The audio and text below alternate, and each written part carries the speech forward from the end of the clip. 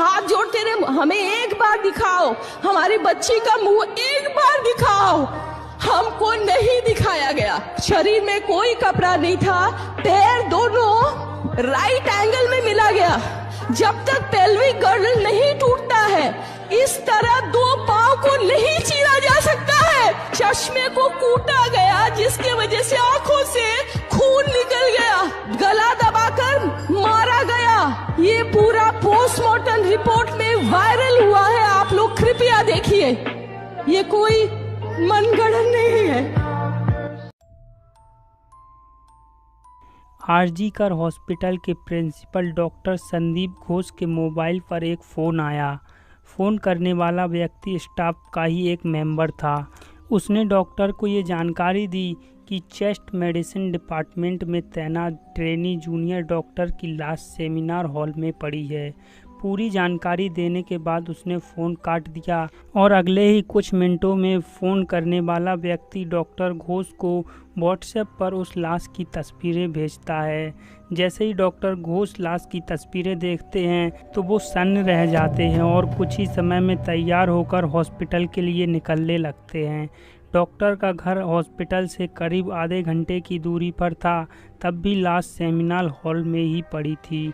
Doctor जैसे ही hospital में पहुंचते हैं तब तक हॉस्पिटल के अन्य स्टाफ को भी पूरी जानकारी लग चुकी थी, इसलिए सब लोग लाश को देखने के लिए सेमिनार हॉल में पहुंच चुके थे। जिस भी व्यक्ति ने सेमिनार हॉल में पड़ी लाश को देखा तो हर कोई सन्न रह गया, जूतों को अपने जूतों, चप्पलों और हाथों के निशान से मिटाता रहा। अब करीब सुबह के 8 बज चुके थे और डॉक्टर घोष भी अब हॉस्पिटल में पहुंच चुके थे और वह भी सीधा सेमिनार हॉल में ही पहुंचते हैं, जहां पर वह देखते हैं कि लाश जैसी की तैसी पड़ी हुई है और लाश की स्थिति बहुत ज़्यादा खराब है। अस्पताल के अन्य लोगों से बात करने के बाद डॉक्टर घोष ने पहली बार सुबह के करीब 9 बजे खुद ही पुलिस को फ़ोन लगाया और लाश की जानकारी दी।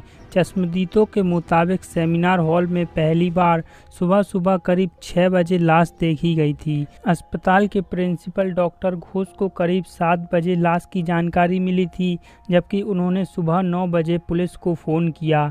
यानी कि लाश को देखे हुए करीब पूरे 3 घंटे हो चुके थे, लेकिन किसी ने भी पुलिस को जानकारी नहीं दी थी। शुक्रवार 9 अगस्त सुबह 10:53 हो चुके थे, यानी ये वही वक्त था जब पहली बार आरजीकर अस्पताल के जूनियर डॉक्टर की मां को पहली बार फ़ोन गया, यानी कि लाश मिलने के करीब 5 घंटे बाद। फ़ोन करने वाले व्यक्ति ने बताया कि वो आरजीकर हॉस्पिटल से बोल रहा है। उसके बाद उसने कहा कि आपकी बेटी की अचानक से तबीयत खराब हो गई है। इसके बाद फ़ोन कट गया। घबराई माँ ने तुरंत ही कॉल वापस किया और पूछा कि उसकी बेटी को क्या हुआ है, जिसके बाद सामने से जवाब मिला कि आप फ़ौरन अस्पताल में आ जाइए। जिसके बाद फिर फ़ोन कट गया। माँ ने फिर से उसी नंबर पर फ़ोन मिलाया। इस बार फ़ोन उठाने वाले ने कहा कि वो असिस्टेंट सुपरिटेंडेंट बोल रहा है और उसने बताया कि आपकी बेटी ने खुशी कर ली है। इतना कहते ही फ़ोन फिर से कट गया। ये खबर सुनते ही माँ के होश उड़ गए और बदहवास माँ और बाप फ़ौरन ही आरजीकर हॉस्पिटल की तरफ भागे। उनके घर से अस्पताल करीब 1 घंटे की दूरी पर था। माँ और बाप करीब दोपहर 12:00 पर अस्पताल में पहुँचे, लेकिन अस्पताल का कोई भी स्टाफ उन्हें उनकी बेटी से नहीं मिलवा रहा था। इसी दौरान माँ और बाप लगातार गिड़गिड़ाते रहे, लेकिन एक भी बार उनकी बेटी का चेहरा उन्हें किसी ने भी नहीं दिखाया। करीब 3 घंटे रोने के बाद शुक्रवार 9 अगस्त दोपहर के 3 बजे अस्पताल के करीब 3 घंटे बाहर बिताने के बाद माँ और पिता को उनकी बेटी की लाश दिखाई गई। जूनियर डॉक्टर की मां ने कहा कि उनकी बेटी की पैंट खुली हुई थी। पूरे जिस्म पर कपड़े का सिर्फ एक ही टुकड़ा था। हाथ टूटे हुए थे, आंख और मुंह से खून रिस रहा था। दोस्तों, लाश की स्थिति बहुत ही ज़्यादा दर्दनाक थी, जिसकी तस्वीर मैं आप सबको वीडियो में नहीं दिखा सकता। लाश देखते ही ट्रेनी डॉक्टर के माता पिता ने साफ कर दिया कि उनकी बेटी को मारा गया है। यानी कि लाश देखने से ही यह साफ तौर पर पता चल रहा था कि यह पूरी तरीके से कत्ल है। जैसे ही ट्रेनी डॉक्टर के माता पिता हॉस्पिटल के बाहर निकले तो हॉस्पिटल के बाहर पहले से ही काफ़ी ज़्यादा भीड़ जमा हो चुकी थी और जैसे ही उन्होंने भीड़ को यह पूरी अपडेट दी तो ये खबर मीडिया में भी आ गई और भीड़ बहुत ज़्यादा गुस्सा गई। मीडिया में खबर आने के बाद पुलिस की कार्यप्रणाली पर भी पूरे तरीके से सवाल उठने लगे और साथ ही साथ अंदाज़ा लगाया जाने लगा कि इसमें ज़रूर कोई बड़े अधिकारियों का हाथ भी हो सकता है। दोस्तों, इस वीडियो में अभी तक हमने आप सबको पुलिस की कार्रवाई के बारे में कुछ भी अपडेट नहीं दी है, तो चलिए अब पुलिस की कार्रवाई के बारे में जानते हैं। तो दोस्तों, करीब 9 बजे के आसपास सेमिनार हॉल में पुलिस पहुंच चुकी थी। वहां पर उसे जूनियर डॉक्टर की लाश दिखाई गई, जिसके पास ही उसका मोबाइल फ़ोन, लैपटॉप और एक ब्लूटूथ नेक बैंड भी मिला था। पर जूनियर डॉक्टर के मोबाइल से कनेक्ट करने पर पता चला कि यह ब्लूटूथ उनका नहीं था, बल्कि किसी और के मोबाइल से ही कनेक्टेड था। इसके बाद पुलिस ने सेमिनार हॉल के एग्जिट और एंट्री के पास जितने भी सीसीटीवी कैमरे थे उन सभी को खंगाला। सेमिनार हॉल के अंदर कोई भी सीसीटीवी कैमरा नहीं था, लेकिन कुछ कैमरे ऐसे थे जो कि सेमिनार हॉल की तरफ आने जाने वाले रास्तों पर लगे हुए थे। पुलिस ने इन्हीं कैमरों से अपनी जांच करना शुरू कर दिया। पुलिस को इन कैमरों में कई लोग आते जाते नजर आए, लेकिन यह सभी स्टाफ के ही मेंबर थे। लेकिन पुलिस को एक शख्स ऐसा नजर आया जो कि संदिग्ध था और उस व्यक्ति की पहचान संजय रॉय के नाम से हुई। पुलिस ने जब उसके बारे में पूछताछ की तो पता चला कि वह कोलकाता पुलिस का ही एक सिविल वॉलंटियर है। संजय रॉय अस्पताल के ही एक बैरक में सोता हुआ पुलिस को मिला।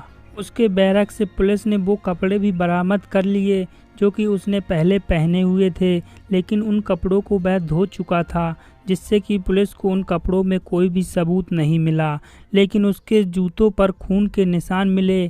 संजय रॉय के मोबाइल से जैसे ही ब्लूटूथ को कनेक्ट किया गया तो वह फौरन कनेक्ट हो गया। इससे कोलकाता पुलिस को यकीन हो गया कि संजय रॉय ने ही इस पूरी घटना को अंजाम दिया है, इसीलिए पुलिस ने उसे गिरफ्तार कर लिया। जैसे ही संजय रॉय की गिरफ्तारी हुई तो पूरे देश भर में आंदोलन होने लगे और संजय रॉय के खिलाफ कड़ी से कड़ी कार्रवाई करने के लिए लोग मांग करने लगे और ज़्यादातर अस्पतालों के डॉक्टर्स ने भी इस पूरे आंदोलन में बढ़ चढ़कर हिस्सा लिया। इसी बीच ट्रेनी डॉक्टर की पोस्टमार्टम रिपोर्ट भी सामने आ गई, जो कि जानकर हर कोई व्यक्ति हैरान रह गया कि कोई व्यक्ति इतनी ज़्यादा दरिंदगी पर भी कैसे उतर सकता है। पोस्टमार्टम रिपोर्ट से पता चला कि ट्रेनी डॉक्टर की रेप के बाद हत्या की गई थी। महिला के निजी अंगों, मुंह और आंखों में खून के निशान होने की भी पुष्टि हुई, जबकि उसके चेहरे, पेट, बाएं टखने, गर्दन, दाहिनी अंगूठी की उंगली और ओंठों पर भी चोट के निशान थे। अधिकारी ने कहा कि गर्दन के पास एक हड्डी टूटी हुई थी, जिससे पता चलता है कि शायद उसकी गला दबाकर हत्या की गई थी। इसी बीच एक डॉक्टर ने बयान दिया कि ट्रेनी डॉक्टर की वजाइना से 151 मिलीग्राम वाइट लिक्विड मिला है, जिससे उन्होंने दावा किया कि इसमें से ज़्यादातर सीमन ही है। इससे साफ तौर पर अंदाज़ा लगाया जा सकता है कि यह सिर्फ रेप का मामला नहीं बल्कि गैंग रेप का मामला है। लेकिन डॉक्टर ने अभी इसकी पूरे तरीके से पुष्टि नहीं की है, क्योंकि अभी संजय रॉय का डीएनए टेस्ट होना बाकी है।